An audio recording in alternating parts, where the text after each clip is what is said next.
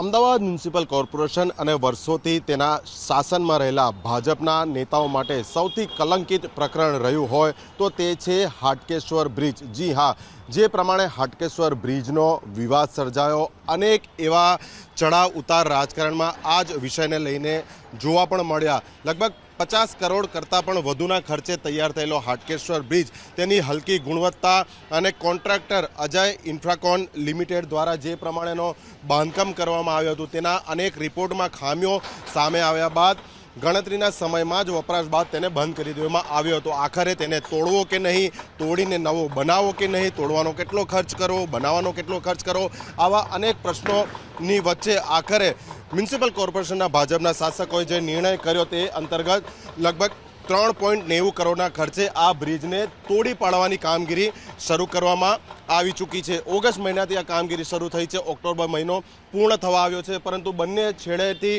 વચ્ચે સુધીની વાત કરીએ તો લગભગ અત્યાર સુધી 25% કામ જ થઈ શક્યું છે। અમે ફૂટવેરની દુકાન છે તો બહુ અસર પડી છે યાર, કોઈ આવતું જ નથી, પબ્લિક આવતી જ નથી, કંઈ બધું બંધ હતું, કોઈને આવવા દેતા નથી બરાબર, અને કોઈ પબ્લિક કાંઈ આવે તો અમારો ધંધો ચાલે ને યાર। આખી લાઈનની અમારી પથારી ફરી ગઈ છે અને આ તો કેટલા મહિના હાલશે એ અમને ખબર નથી બરાબર, ત્યાં સુધી અમારે શું કરવું?